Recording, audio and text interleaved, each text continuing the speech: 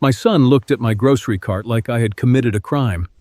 Canned soup, bread, coffee, gloves, hand warmers, a bag of dog food. Then he saw the long receipt in my hand and snapped, "Stop wasting money on strangers." I said, "Some men came home with no family left." That made him colder than the snow. He grabbed my car keys. "Then let them pick you up," he said. One bag fell open. A soup can rolled under the cart. I bent down to pick it up because that soup had a name on it, not a price.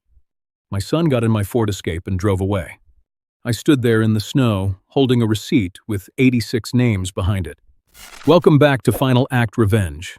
If you are watching late tonight, please take care of your health, drink some water, and stay with me. My son thought he had left an old man shivering outside a grocery store. He did not know the camera above the door had just caught the first lie. My name is Moses Kennedy. I was 72 years old when my son left me outside a grocery store in the snow and called 86 veterans strangers. I have lived in Colorado Springs long enough to know the mountains can fool a man. 1 hour, the sky looks wide and harmless.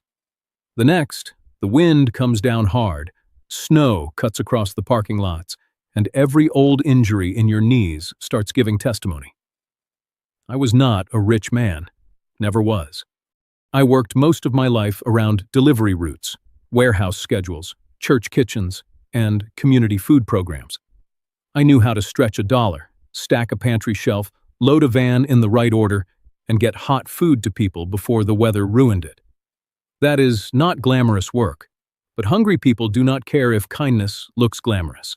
They care if it arrives. My connection to veterans started with my younger brother, Paul Kennedy. Paul served in the Army. He came home quieter than he left. He never talked much about what he had seen, but he carried it in the way he sat with his back near a wall and checked the door whenever a room got too loud. I loved my brother. But love does not always mean you show up right. When Paul needed me most, I was busy telling myself I would call tomorrow. Tomorrow is a dangerous word. Sometimes it becomes a grave marker. After Paul passed, I found a stack of unopened mail in his apartment, 3 cans of soup in the cupboard, and a coffee mug in the sink like he had planned to wash it later. That small kitchen stayed with me. Not the funeral, not the flag, the kitchen. So I started helping with meals for veterans. At first, it was just coffee and bread after Sunday service, then soup, then grocery bags, then a route list, then a meal drive that got bigger than any of us expected. I was not the hero of it. I was just the man who remembered names. That receipt my son saw was not just a receipt. Stapled behind it was my route list. 86 names, 86 doors, 86 reasons to keep moving even when the snow came sideways. Marvin Locke needed soft food because his teeth hurt. Duke Palmer could not have onions, and he would pretend not to care if I forgot. Room 12 always got extra coffee because mornings were the worst part of loneliness. RJ needed dog food for his service dog before he ever asked for food for himself. And every month, I made 1 extra meal in Paul's name. Paul K. Memorial Meal. That one went to whoever seemed most alone that week. Maybe that sounds sentimental. I do not mind. A warm meal cannot fix a war. But sometimes it reminds a man he was not forgotten after it. I had invited my son to help 3 times. He never came. The first time, he said he was busy. The second time, he said it was not his thing. The third time, he looked at the boxes in my garage and said, "You really do all this for people who wouldn't know if you skipped a week?" I told him, "That's exactly why I don't skip." He did not like that answer. My son never understood the list because he never wanted to meet the men on it. He saw groceries. I saw Marvin's supper. He saw coffee. I saw room 12 getting through one more morning. He saw dog food. I saw RJ keeping the only companion who still slept beside his bed. He saw strangers. I saw men who had come home to a country that thanked them in speeches and forgot them in kitchens. That is where the trouble really began. Not in the snow, not in the parking lot. Long before that, my son had started believing every meal I gave those men was something I had taken from him. My son's name is Silas Kennedy. He was 43 when he started using the word safety like a key. Dad, it's about safety. Dad, it's about planning. Dad, it's about making sure nothing happens to you. Those sound like caring words when you hear them from the outside. Inside a family, tone tells the truth. Silas did not say safety the way a son says, I love you, and I'm worried. He said it the way a man says, I need control, and I need it to sound decent. He was not born cruel. I want that understood. When Silas was little, he used to ride in the passenger seat of my old delivery van, eating crackers from a paper bag and asking why every building had a back door. I would tell him, because the front door is for what people want you to see. The back door is where the work happens. He liked that answer then. Later, he hated it. He grew into a man who wanted front doors, clean clothes, clean accounts, clean stories about how success works.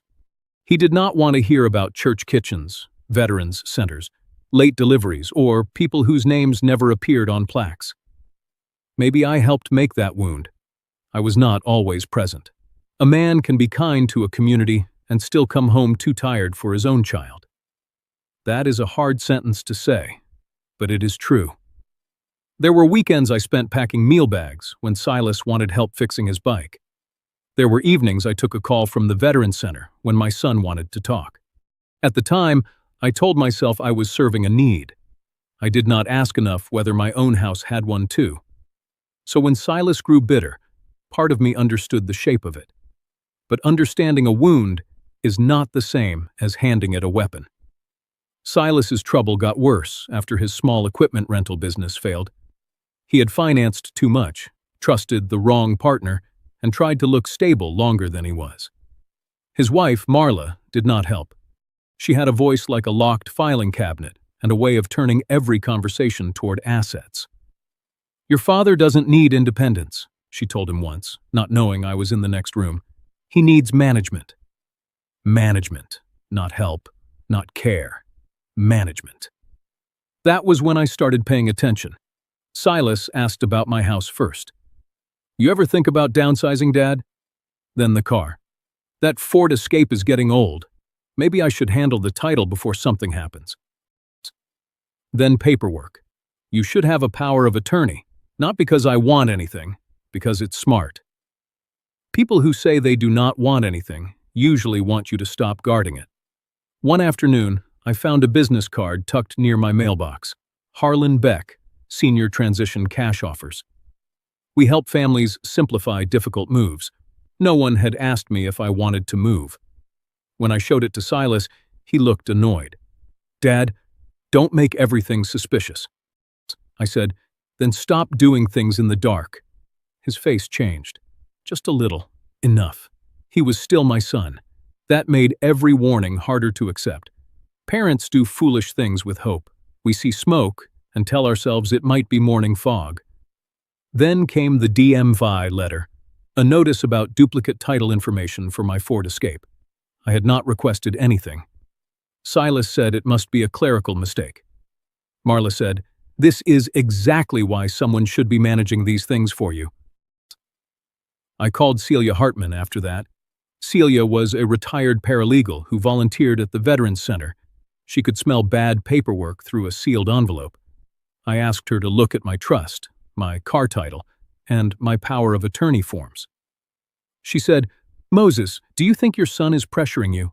I said, I think he is hurting. She looked at me over her glasses. Hurt people still know where the signature line is. That stayed with me. Silas kept building his story. To neighbors, he sounded worried. Dad shouldn't drive in snow anymore. To Marla, he sounded impatient. He's stubborn. To me, he sounded wounded. You had money for veterans, he said one night. But when I needed help, you gave me lectures. I would have helped you stand, I told him. I would not help you dig deeper. He laughed without smiling. You always have a noble reason to say no. Maybe he was right about some of it. Maybe I had missed too many chances to be the father he wanted. but nothing in our past gave him the right to plan my future behind my back. By the time Silas drove me to the grocery store that morning, he was not taking his father shopping. He was taking me to the scene he planned to use against me. Silas picked me up a little after 9. He did not come inside. That was the first thing I noticed. A son who is only giving his father a ride usually knocks, asks if the coffee is fresh, complains about the weather, maybe looks in the fridge without permission like he still owns childhood. Silas stayed in the driveway and tapped the horn once, not loud, just enough to remind me I was on his schedule. I looked through the window and saw my old silver Ford Escape idling by the curb. My own car, my own keys, my own son behind the wheel like he was already practicing ownership. When I stepped outside, the sky looked undecided. Colorado Springs can do that. One minute the mountains sit there blue and proud, and the next minute the clouds roll over like somebody pulled a wool blanket across the sun. Silas leaned across and pushed the passenger door open. "You sure you need to go today?" he asked. "I've got a route to prepare." He looked at the grocery bags folded in my hand. "For the veterans again? For Saturday meals." He sighed through his nose. Not a full insult, just the preview of one. At the grocery store, the wind had started to sharpen. Snowflakes touched the windshield, melted, then came again harder, like the weather was changing its mind in public. Inside, I took a cart and started down the aisles. Silas followed at first. Then he trailed behind like a man embarrassed by the pace of an old person who knew exactly where he was going. I picked up low-sodium soup for Marvin Locke. Soft rolls, not crusty. Marvin's gums had been giving him trouble, and pride kept him from saying it twice. I chose coffee for room 12, the dark roast, because the lighter one tasted like warm regret, according to the man who lived there. I grabbed no-onion stew for Duke Palmer. Protein shakes for a fellow named Harris, who had a doctor's order and no patience for doctors. Hand warmers, wool socks, dog food for RJ's service dog. Silas watched the cart fill. His face got tighter with every item. "You don't even shop this carefully for yourself," he said. "I know what I need." "And they don't? Some of them don't have anyone checking." He stopped beside the canned goods. "You hear yourself?" "I do." "You're 72, Dad. You're not running a supply depot." I put 2 more cans in the cart. "No, supply depots have better funding." That would have made Paul laugh. Silas did not. Near the checkout, he took out his phone and typed with both thumbs. I could see Marla's name at the top of the screen. I should not have looked, but old men still notice when their future is being discussed in lowercase. His message said, "He's buying too much again." A moment later, her reply came back. "Document it." I pretended not to see. That is another thing old fathers do too often. We pretend not to see things because seeing them clearly would require us to admit our children have become strangers. At the register, Nina Caldwell scanned the groceries. She was young, with tired eyes and a voice gentle enough to survive retail. When the veteran's meal account came up, she paused. "Moses Kennedy? That's me. My dad got one of your Christmas meals last year," she said softly. "He still talks about the coffee." I nodded. Then we picked the right coffee. Her eyes warmed. Silas looked away, not ashamed, annoyed. Outside, the snow had thickened. The parking lot lines were disappearing. Wind pushed flakes sideways across the carts. I told Silas we should load fast and get the cold items to the center. He held out his hand. "Give me the keys. I'll pull the car closer." I hesitated. Only a second. He saw it. "For God's sake, Dad, I'm helping." That word again. Helping. I handed him the keys. My keys. The Ford Escape chirped when he unlocked it. He opened the back, loaded 2 bags, then stood there with the keys still in his hand. "Silas," he looked at the cart. Then at me. "If something happened to you in a parking lot, who would even know what to do with your house and car?" The snow kept falling. I said, "That is a strange question to ask with groceries thawing." "It's a real question." "No," I said. "It is a question wearing another question's coat." His jaw tightened. I reached for the keys. He closed his fist around them. That was when I understood the ride had changed. Maybe it had never been a ride. When Silas asked for my keys, I thought he was helping me load the car. I did not understand he was taking the one thing that proved I could still leave on my own. The snow got meaner while my son stood there with my keys in his fist. Not heavy yet. Mean. There is a difference. Heavy snow comes down with a kind of honesty. It tells you what it is. Mean snow comes sideways, sneaks under your collar, turns the parking lot shiny, and makes an old man measure every step like the ground might betray him. I reached for the keys again. Silas pulled his hand back. "Dad, stop. That is my car. I know whose car it is. Then hand me the keys." He looked at the grocery cart, then at the store entrance, then at me. "You're proving my point." "What point?" "That you don't understand limits anymore." I almost laughed. Not because it was funny, because I had spent my whole morning sorting limits. Low sodium for one man, soft food for another, no onions for Duke Palmer, protein shakes for Harris, dog food for RJ's service dog, hand warmers for men whose fingers hurt when the weather turned. Limits were not my problem. My son's mercy was. A gust of wind pushed the cart sideways. One bag slipped and hit the asphalt. A can of soup rolled out, spinning through slush until it tapped against the wheel. I bent down slowly. My knees complained. My hands were already stiff. The snow touched the back of my neck.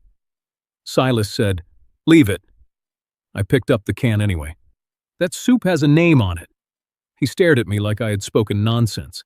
"It's soup, Dad." "No, it is Marvin's dinner." His face changed. There it was again. The old anger. Not about soup. Never about soup. "You hear yourself?" he said. "Marvin, Duke, RJ room 12, Paul's memorial meal. You remember everybody." "I try to. You fed every lonely man in Colorado Springs except your own son." The words hit harder than the weather, because there was truth near them, not enough to excuse him, but enough to wound me. Before I could answer, he shoved the last bag into the back of my Ford Escape and then slammed the hatch. "Silas!" He walked to the driver's door. "Silas, don't do this!" He turned around. His face was red now, but not from the cold. "You want to be everyone's savior? Fine. Let's see who saves you." Then he said the line I never forgot. "Let's see how safe you are alone." He got in. For 1 second, I thought he would cool down. I thought he would roll down the window, curse under his breath, tell me to get in, and drive too fast, like angry sons do when they are still sons. He did not. He backed out. The tires slid a little on the wet snow. Then he stopped. That small stop has lived in my mind longer than the drive away, because he did not stop to come back. He stopped to take out his phone. I watched him lower the window, lift the phone, and aim it at me, at the cart, at the groceries in the snow, at the old man standing there without keys. Click, one picture, maybe two. Then he drove away. My Ford Escape disappeared past the row of parked cars, taillights red in the white air. I stood there holding Marvin's soup can. A man feels foolish at moments like that. Not just abandoned, foolish. Foolish for trusting. Foolish for handing over keys. Foolish for thinking blood would stop at the edge of cruelty and say, "No farther." The cart shook in the wind. Another bag tipped. Bread slid toward the slush. I grabbed it with my elbow and pressed the receipt bundle against my chest. The paper was already softening at the edges from snow. Behind the receipt were 86 names that did not know their meals were sitting in a parking lot with an old man who could not get home. The automatic doors opened. Warm air breathed out. A young cashier ran toward me with her coat half-zipped. "Mr. Kennedy!" It was Nina Caldwell. Behind her, Gina Pritchard stood just inside the entrance, one hand raised, not waving me in yet. That bothered me at first. I was cold. I was humiliated. I wanted someone to act like what had happened was obvious. Instead, Gina called out, "Mr. Kennedy, stay right there for 1 second." I looked at her. I'm not lost. I know, she said. Then she pointed up. To the camera. Only later did I understand. Gina was not ignoring me. She was making sure I stayed in the clearest view before anybody could change the story. Nina helped steady the cart. Come inside, she said. Please. I need the cold items kept together. We'll handle it. The soft food cannot freeze solid. I understand. No onions in that bag. She nodded, eyes wet now. We'll mark it. I let her guide me toward the entrance. My fingers hurt. My face burned, not from frost, from shame. Just before the doors closed behind me, I looked out across the parking lot. My son was gone. But the camera above the store was still pointed at the place where he had stopped to take my picture. At the time, I thought that photo was just another insult. Only later did I understand why Silas took that picture before he drove away. He was not capturing what happened. He was preparing what he wanted people to believe. Inside the grocery store, the air felt too warm. That sounds strange, but it is true. When you have been standing in snow with your own son's taillights disappearing, warmth does not comfort you right away. It burns first. Your fingers sting. Your ears ache. Your pride comes back to life slowly, and every part of it hurts. Nina Caldwell guided me to a bench near the entrance. Sit here, Mr. Kennedy. I need the groceries sorted. We'll sort them. The frozen meals can't sit too long. They won't. The dog food goes with RJ's bag. I'll mark it. She was young, but she listened like a person who had learned that old men repeat details when fear is trying to hide as instruction. Gina Pritchard, the store manager, came over with a clipboard and a look that did not waste time. Mr. Kennedy, she said, are you hurt? No. Dizzy? No. Do you know where you are? I looked at her. Gina, I'm cold. I'm not confused. Her face softened just enough. I know. I had to ask. That stung. Not because she asked, because I knew why she had to.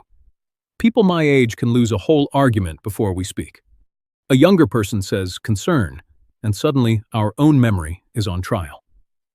I pulled the receipt bundle from inside my coat. The paper was damp at the edges. Keep this dry, I said. Gina took it carefully.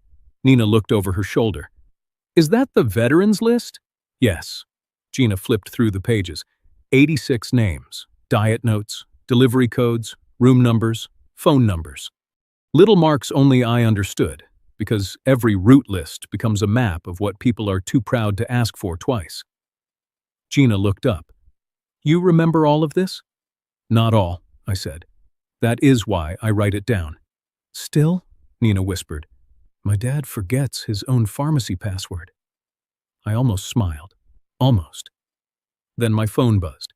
It was not Silas. It was my neighbor, Mrs. Alder. I answered. Moses, are you all right? I'm at the grocery store. I know, Silas called me. He said you wandered off in the snow.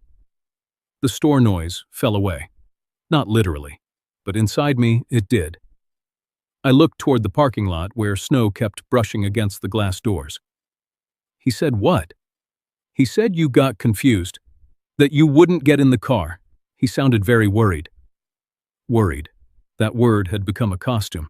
I thanked her and ended the call before my anger could make my voice shake. Gina was watching me.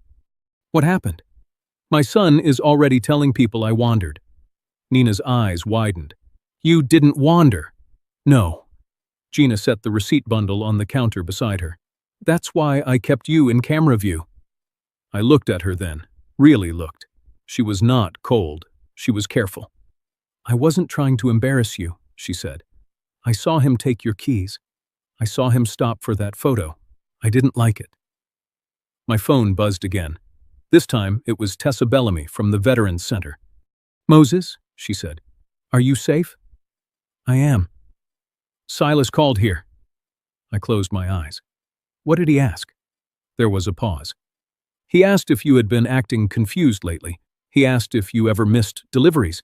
He asked whether we thought you should still be driving. I could hear the kitchen noise behind her. Pans, voices, someone calling out about coffee. The meals were supposed to be moving by then. Instead, my son was moving a story. Tessa spoke more softly. Moses, what happened? I looked at Gina, then at Nina, then at the carts by the entrance where my bags sat lined up like witnesses. My son left me in the snow. Nobody spoke for a moment. Then Tessa said, We're sending someone? No, get the meals ready.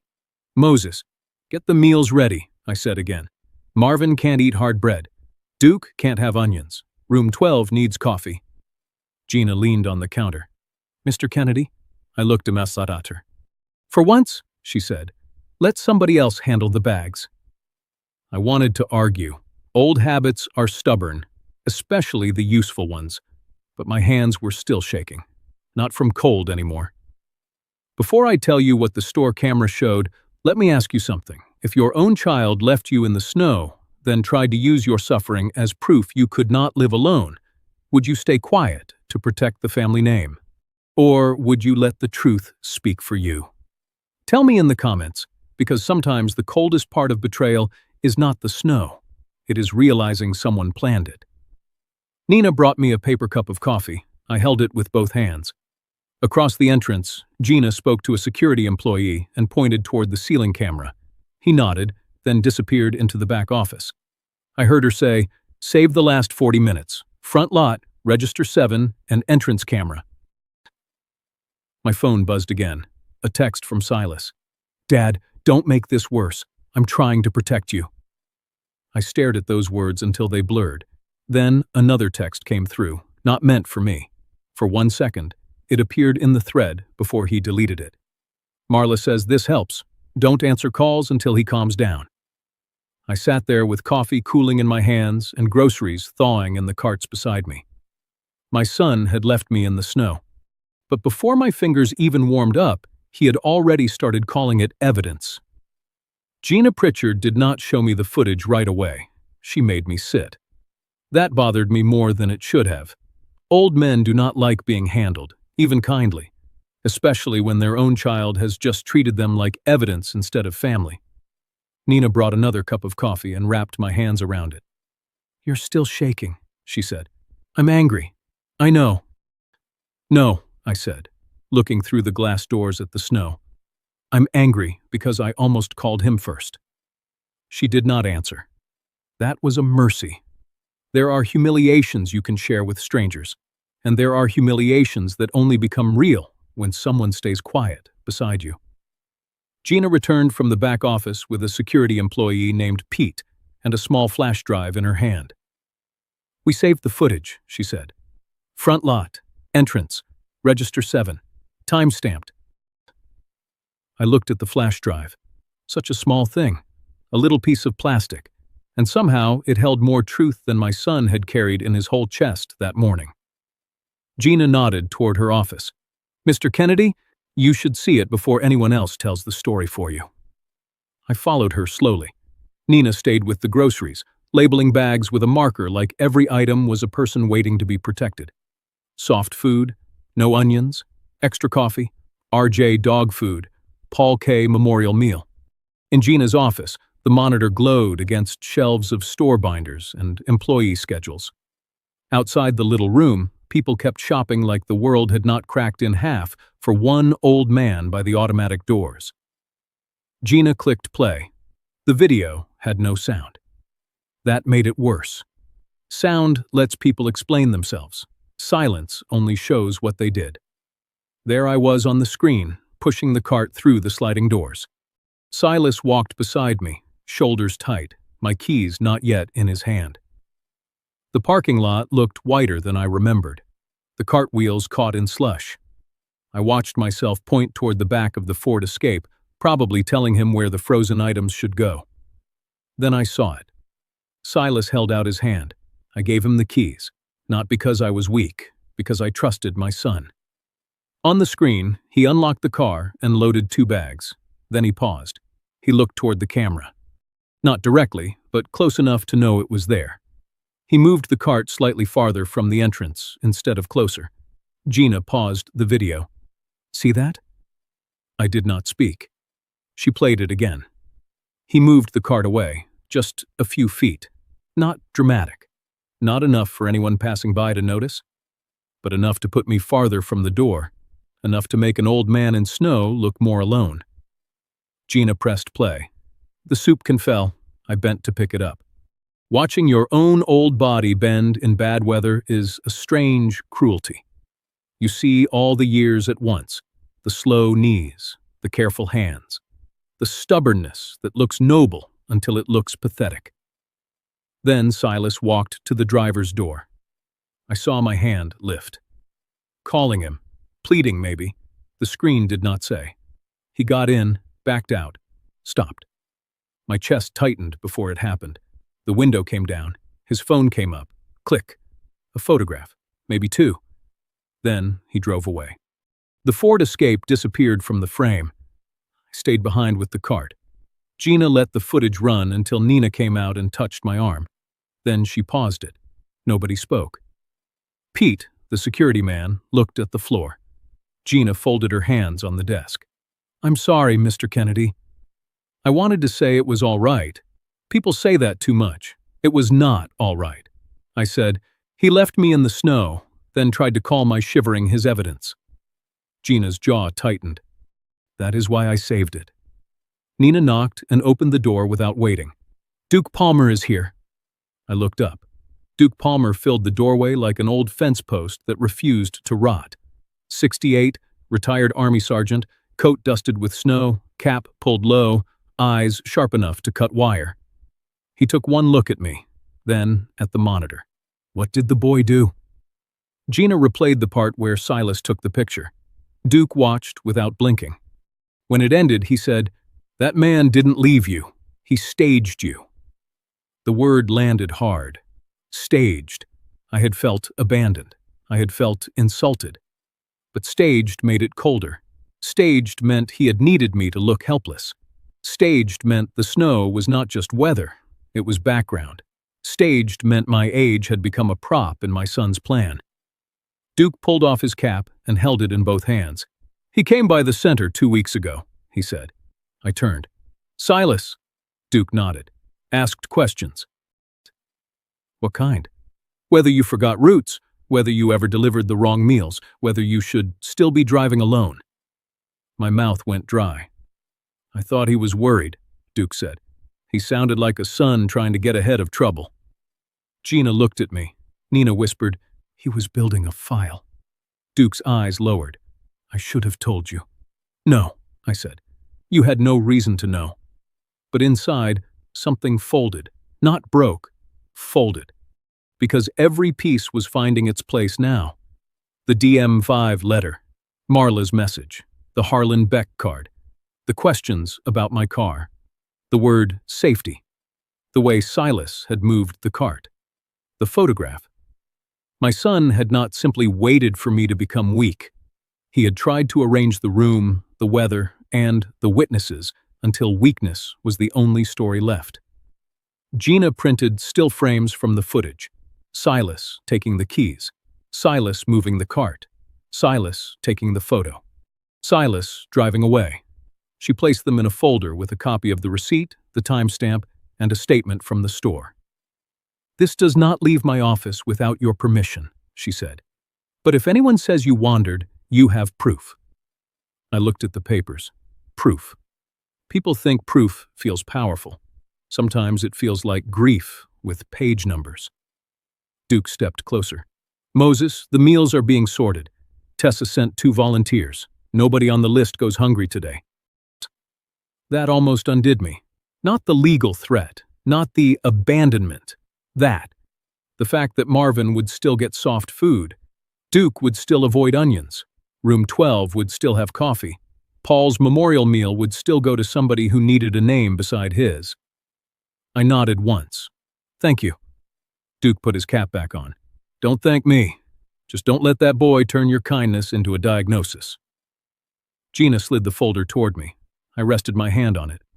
The camera proved I had not wandered.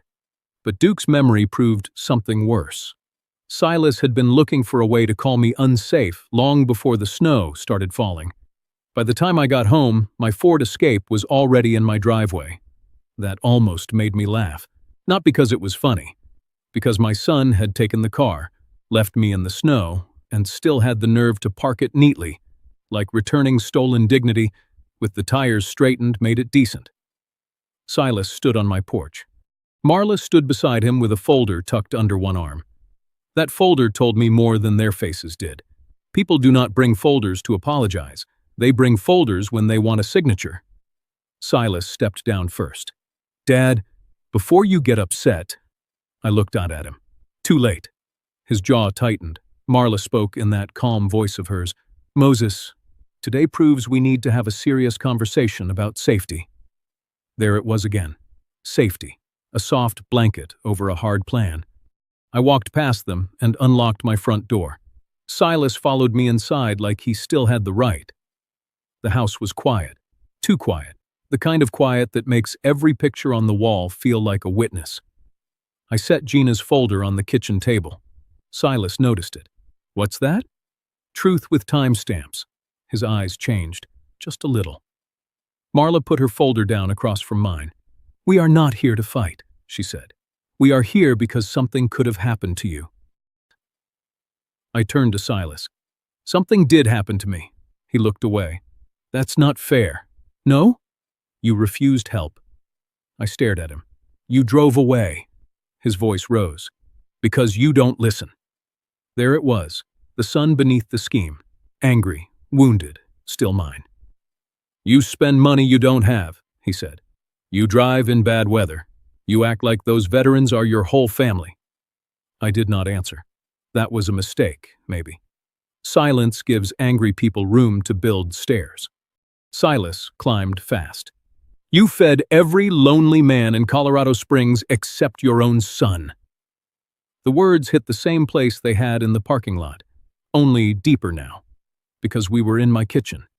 The kitchen where he had eaten cereal as a boy, where I had packed lunches with one eye on the clock, where I had said, "later," too many times to a child who eventually stopped asking. I sat down, slowly. Silas saw it. He knew he had reached me. "You remember Paul's memorial meal every month," he said. "You remember coffee for room 12. You remember no onions for Duke Palmer. But when my business was dying, you told me I needed discipline. I told you I would not put my house under your debt. You told me no. I told you no because the plan was bad. You didn't even try to understand it." Marla touched his arm, not to calm him, to aim him. He took a breath. "Dad, I am not trying to take anything. I'm trying to keep you from losing everything because you won't admit you're getting older."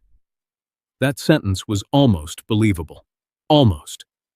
Getting older is a strange humiliation. Even when your mind is clear, the world starts asking you to prove it. You hold a handrail, and someone calls it decline. You forget one name, and someone starts measuring your independence. You need help once, and suddenly help becomes control. I looked around my own kitchen and felt tired. Not sleepy, old. Maybe I had been stubborn. Maybe I had used service as a way to avoid hard conversations with my son. Maybe I had mistaken public kindness for private fatherhood. Marla slid the folder toward me. "It's just a limited document," she said. "Vehicle matters, emergency decisions, nothing dramatic." I looked at the top page. Limited power of attorney. My name was typed neatly. Too neatly. Silas sat across from me. "If you sign this, we can handle the car, the insurance, the house questions, all of it without making everything a fight." "The house?" He hesitated. Marla answered. "Only planning. Harlan Beck said there may be options if you ever decide the place is too much." The air left the room. Harlan Beck, senior transition cash offers. So the card had not appeared by accident. I looked at Silas. "You brought him into this?" "He gives families choices." "No, he gives tired people deadlines." Silas leaned forward. "You want to make me the villain because it's easier than admitting you failed me, too." That stopped me. Because fathers are not innocent just because sons become cruel. I saw Silas at 10 years old, waiting by the window while I loaded church pantry boxes. I saw him at 16, asking me to come to a game I arrived too late to see. I saw him at 39, sitting at this table with business numbers and desperate eyes. I had not always shown up right. That truth hurt. My hand moved toward the folder, not to sign, but close enough that Marla's eyes sharpened. Then my phone rang. Celia Hartman. I almost ignored it. Something in me knew not to. I answered. "Moses," she said, "do not sign anything." I looked at the folder. Silas went still. Celia continued, "Gina sent me the store footage stills. Nina sent the receipt copy, and I just got an alert from the title office."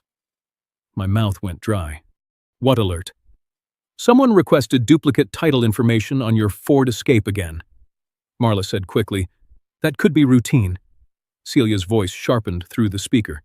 "It is not routine when it follows a staged abandonment and a prepared power of attorney." Silas stood. "Staged? Are you serious?" I looked at him. "Sit down." He did not, but he stopped talking. Celia said, "Moses, listen carefully. This is not guilt. This is pressure wearing your son's voice." For a moment, nobody moved. Then I looked at the folder in front of me. POA. Vehicle matters. Emergency decisions. House questions. All the soft words lined up like clean uniforms hiding a dirty march. I had almost believed my guilt was the problem. Then Celia told me someone had already tried to move on the car title, and I understood my son had not come home to heal old wounds. He had come home to collect assets. Celia Hartman did not come to my house that night. She told me not to let Silas and Marla stay long enough to make me tired. That was the first good advice anyone gave me after the snow. "Tell them the conversation is over," she said. "Then lock your door." I looked at my son standing in my kitchen with his jaw tight and his hands open like he was the injured party. Marla still had that folder on the table. Limited power of attorney, vehicle matters, emergency decisions, house questions. 4 innocent phrases sitting together like wolves in church clothes. I said, "You both need to leave." Silas stared at me. "Dad, don't do this." "I am doing it. You're letting strangers turn you against your own son." "No," I said. "You left me with strangers. They brought me home warmer than you did." That hit him. Good. Some truths need to land before forgiveness can even be discussed. Marla gathered her folder slowly. "This is exactly what we're talking about," she said. "You're becoming hostile when people try to help." I looked at her. "Marla, help does not arrive with a pre-filled signature line." Her mouth tightened. For once, she had no clean phrase ready. Silas tried one more time at the door. "You're choosing them again." I stood in the hallway, one hand on the frame. "No, I am choosing not to be managed by the person who abandoned me." He looked like he wanted to say something cruel. Maybe he swallowed it. Maybe he saved it for later. Either way, they left. The house became quiet after their car pulled away. Not peaceful, just quiet. There is a difference. I sat at my kitchen table with Gina's folder, Celia's voice still in my ear, and the smell of cold coffee in the room. My hands rested on the table. They looked older than they had that morning. That bothered me, not because I was ashamed of age, because Silas had made me look at my own hands the way he wanted others to see them. Unsteady, questionable, ready to be replaced by paperwork. The next morning, Celia met me at the Veterans Center. She came in carrying a canvas bag heavy with folders and the expression of a woman who had spent too many years watching families turn concern into control. Tessa Bellamy was already there, sorting coffee cups.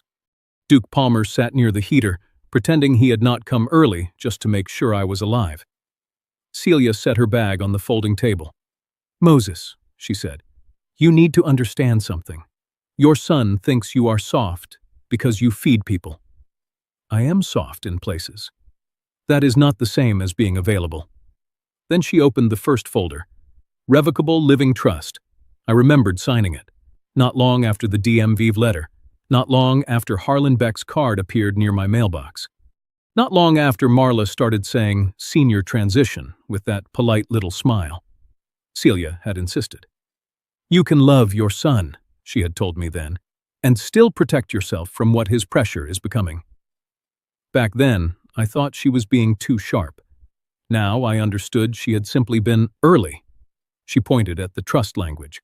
Your house cannot be sold, pledged, transferred, or listed through any third party without your direct written authorization and attorney review. Good. Your garage use for veterans' meal storage is documented separately. That means no one can claim the food operation is confusion or hoarding without records showing purpose. Duke grunted. Smart. Celia opened another folder. Vehicle Title Alert. This is active. Any request for duplicate title, title transfer, or lien inquiry on the Ford Escape triggers notice. I looked at the page. My old silver Ford Escape was not much to look at. The driver's seat had a tear. The heater made a clicking sound for 10 minutes every winter morning. The back smelled faintly like coffee, cardboard, and dog food. But it was mine. More than that, it was motion. It was the difference between bringing meals and waiting for permission. Celia slid another paper forward. Durable power of attorney rejection memo. You have not granted Silas authority. You have not authorized Marla. Any document presented after the grocery incident is presumed under pressure unless reviewed independently. I read the words slowly. Pressure, coercion, independent witnesses, attorney review. They were dry words, but dry wood can hold up a roof. Tessa came closer. So they can't use what happened at the store to take over? Celia looked at me, not Tessa. They can try, but now they have to explain the footage. Duke leaned back. And the photo he took. And the calls he made, Celia added. Gina's statement matters. Nina's statement matters. Tessa's call log matters. Duke's memory matters. Duke looked at me. I wish my memory didn't have to matter. So do I said. Celia opened the last folder. That one was thinner. Harlan Beck, preliminary purchase inquiry. My stomach tightened. Where did you get that? You brought me the card weeks ago, Celia said. I made a call. Quietly. I stared at her. You called him? I asked for general information. He sent a sample offer packet. She laid it flat. The heading was harmless enough. Senior home transition proposal. Then she pointed to a line near the bottom. Occupancy transition within 30 days of closing. 30 days. I read it again. Not because I did not understand. Because I did. If Silas had gotten control, if Marla had pushed that POA through, if my car title had moved, if Harlan Beck had bought my house under one of those friendly transition offers, I would have had 30 days to leave the place where Paul used to sit in my garage and drink coffee after bad weeks. 30 days to empty the pantry shelves. 30 days to move the root board. 30 days to turn my life into boxes. I felt something cold move through me that had nothing to do with snow.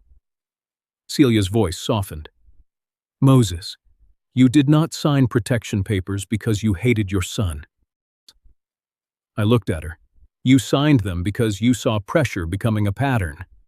I closed my eyes. I prepared for pressure, I said. I did not prepare for abandonment. No one answered. That was respect. Celia gathered the papers into order. Tomorrow, we document everything. Gina's footage, Nina's receipt copy, Tessa's call, Duke's statement, the DMV alert, Harlan's packet, Silas's text, if you still have it. I have it. Good. Then we send notice. To Silas? To Silas. To Marla, to Harlan Beck, to the title office, to anyone who needs to know your independence is not up for management. Duke smiled without showing teeth. That's a fine sentence. Celia looked over her glasses. I charge extra for fine sentences. For the first time since the parking lot, I almost laughed.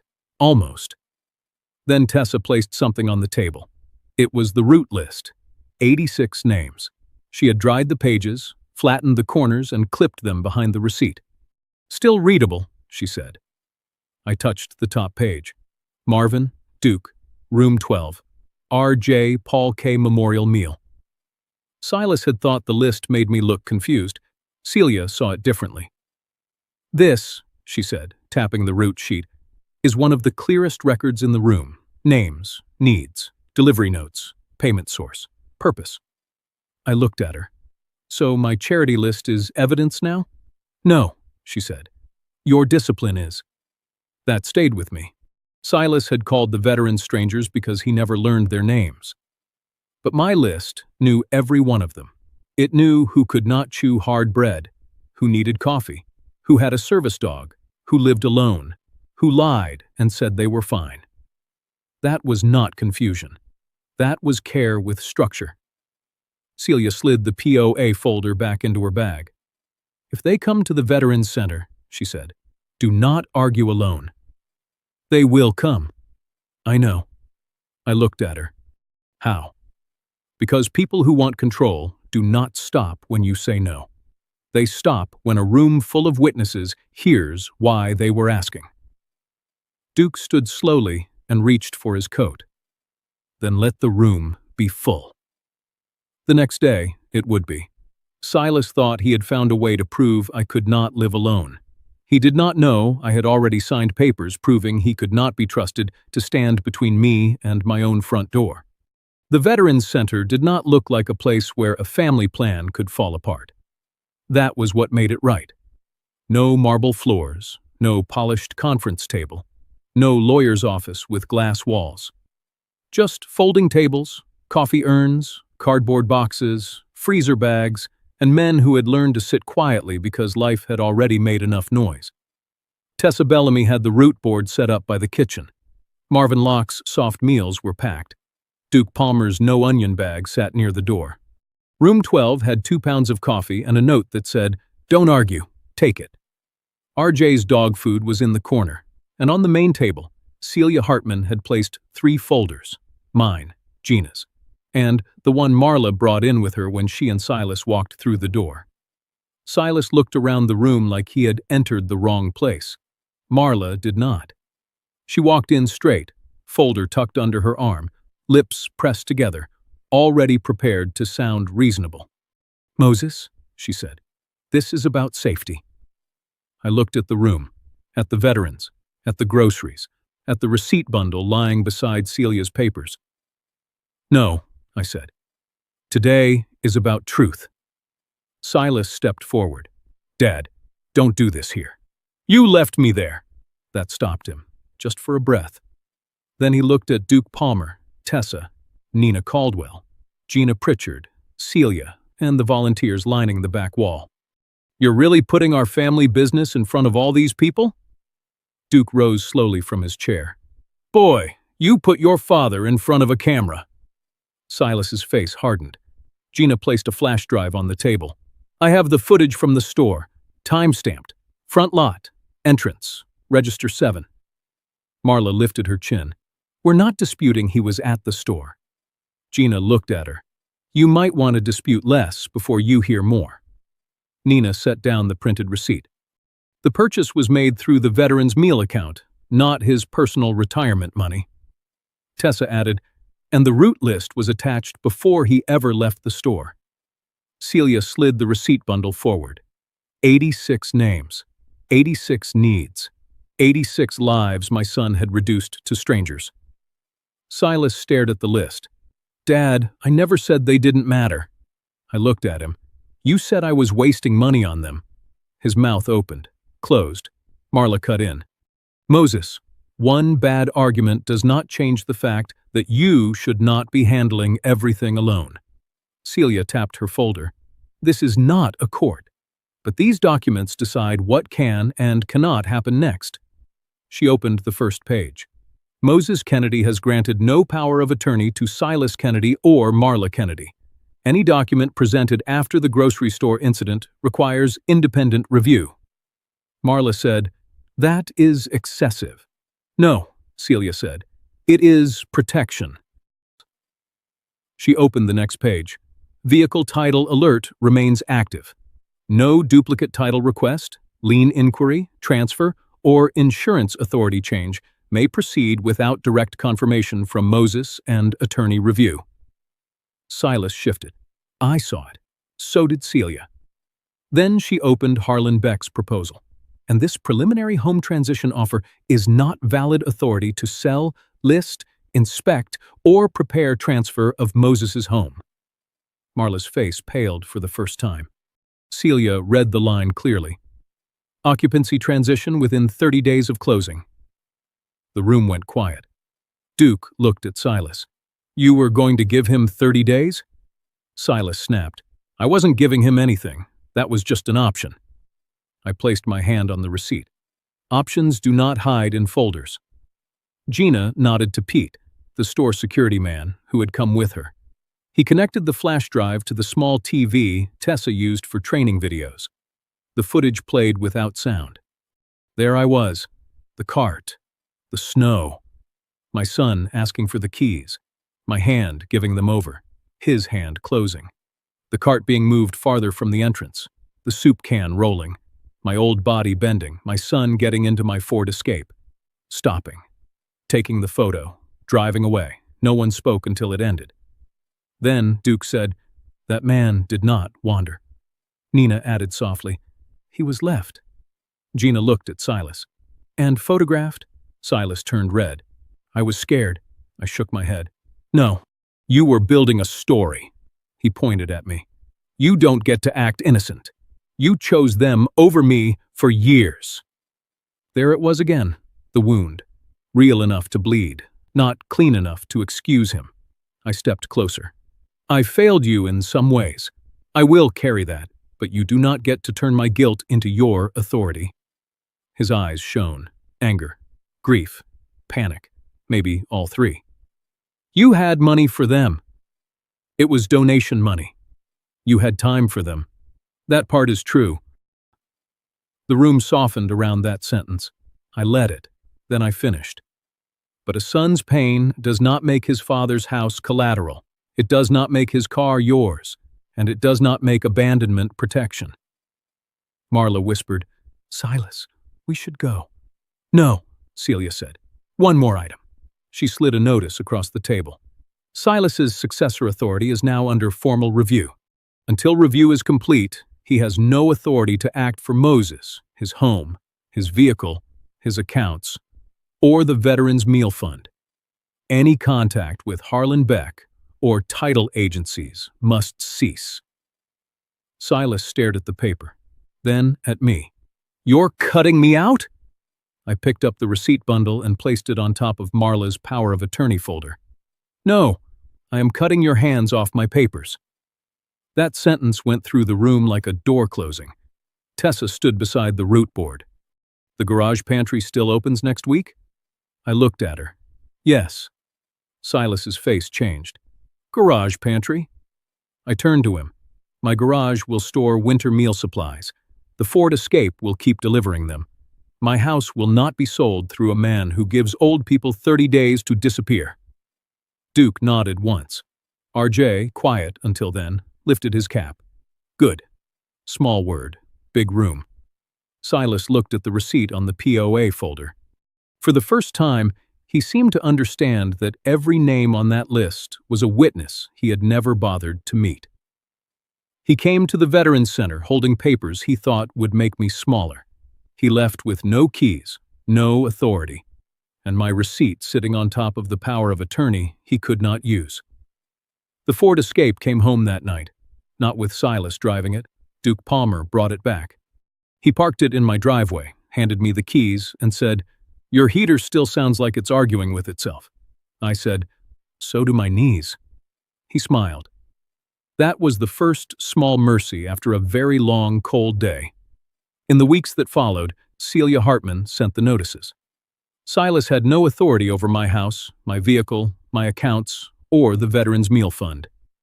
The title alert stayed active. The power of attorney folder went nowhere. Harlan Beck's offer died before it could grow teeth. Marla was removed from every conversation involving my papers. If anyone wanted to discuss my home, my car, or my future, they had to go through Celia, with me sitting there wide awake and fully present. That was cold. It had to be. Love without boundaries can become an unlocked door for the wrong hands. By mid-April, the garage behind my house changed. We cleared out old paint cans, broken garden tools, boxes I should have thrown away years before, and the kind of junk a man keeps because he thinks one day it will become useful. Then we put up shelves. Canned soup, coffee, protein shakes, dog food, hand warmers, wool socks, emergency blankets. On one wall, Tessa pinned up the root board. On another, Gina framed a copy of the receipt bundle. 86 names, not numbers, names. Paul K. Memorial meals stayed at the bottom of the list. Every week, one meal went to the veteran who seemed most alone. Not as charity, as remembrance. Silas called me 3 weeks later. His voice was smaller, not healed, not humble enough yet, but smaller. "Dad," he said, "I'm sorry." I listened. Apologies are easy when a man has lost the keys, so I gave him terms. No house talk for 1 year, no car talk, no power of attorney, no contact with Harlan Beck, no Marla handling my papers. He would write apologies to Gina, Nina, Celia, Tessa, Duke, and the center. Then, if he wanted a road back to me, he would deliver meals for 12 weeks. No speeches, no photos, no credit. He would learn the rote list. He would know who needed soft food, who could not have onions, who needed extra coffee, and who had a dog waiting by the door. And 1 week, he would deliver the Paul K. memorial meal himself. Silas was quiet. Then he said, "You want me to carry groceries for strangers?" I closed my eyes. "No," I said. "I want you to learn why carrying food for someone does not make them less family." Maybe he will do it. Maybe he will not. I stopped confusing hope with permission. That is one lesson age gives you after it takes enough away. My son left me in the snow because he thought cold would make me look weak. He did not understand something. The snow did not expose my weakness. It exposed his plan. And the men he called strangers reminded me I was not as alone as he wanted me to feel. A son can hurt you in places no enemy can reach. But even then, you do not have to hand him your keys, your house, your name, or your dignity just because he carries your blood. Family should protect the old, not manage them into silence. And kindness should never be treated like confusion just because greedy people do not understand why a man still remembers 86 names.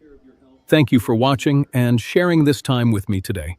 Please tell me in the comments where you are watching from and what time it is there right now. If this story moved you even a little, please consider subscribing to Final Act Revenge. Another story is waiting for you on your screen right now. YouTube believes you may enjoy it. So, take care of yourself, drink some water if it is late, and enjoy the next one.